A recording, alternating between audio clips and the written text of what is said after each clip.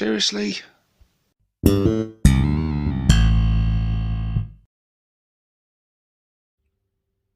Hey guys, and welcome to this conversion video with myself, 6+ Stevo. So what have we got on the table for you today? This was my Christmas present, or at least one of my Christmas presents.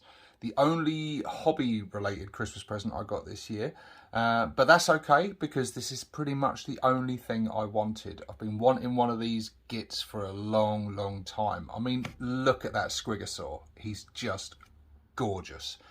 But yeah, I absolutely fell in love with this thing from the first moment I saw it. And yeah, I've been dying to get my hands on one, but I had lots of other projects on the go, so I never bothered getting one because I knew the temptation would be too much. And sure enough, pretty quick for me, I built this guy up in a night very quickly after I received him because I was quite excited.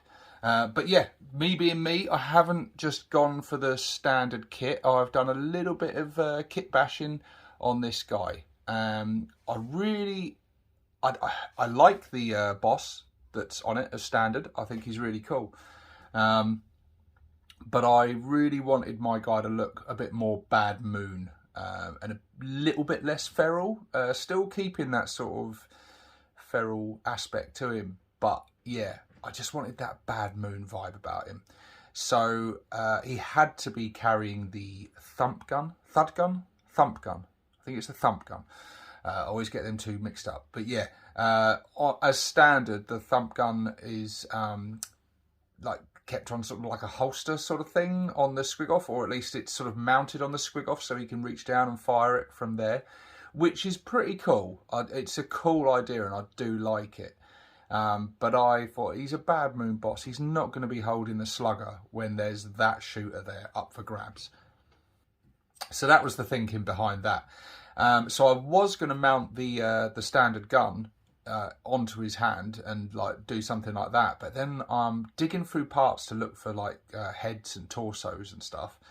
I found the part from this for Fun Minis, and it's the boomstick for the Ash from the Evil Dead inspired, and it's really cool. So I just thought, well, that's a perfect count as for a thump gun. So yeah, I switched that out for that. The arm that's holding it is just, I believe, what's it right? It's from the regular knob kit, I believe.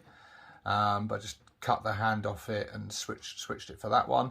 The torso is also for Fun Miniatures, as is quite a few of the parts from this actually. I believe the head is, and the shoulder pad on the left side for you guys watching, and the arm carrying the big sort of stone sledgehammer, which I saw that, like, I've got to use that. It just looks absolutely brutal. So yeah, I'm looking forward to painting this guy up now. But yeah, I just wanted that fat belly torso.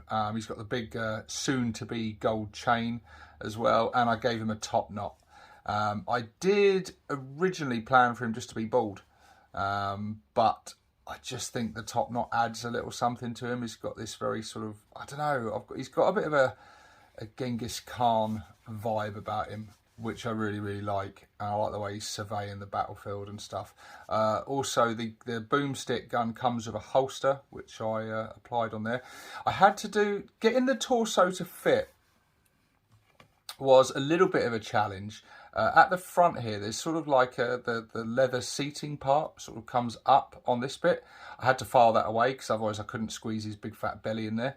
And he fit fairly flush with a little bit of filing. I did have to sort of gap fill a little bit just around his belly where it meets the trousers, because it looked a bit, there was just a little bit more of a gap than I liked, and I thought, well, I could get away with the painting and stuff, but no, it just looked a little bit odd.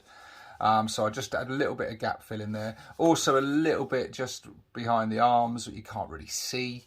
But yes, so overall, it was a fairly simple conversion, really. The only sort of tricky bit was just getting the torso to fit on the legs. because this guy's supposed to be a war boss, remember? He's a beast boss on Squigosaur. And so I was a bit I was toying with the idea of chopping up a war boss miniature to do the torso on this guy.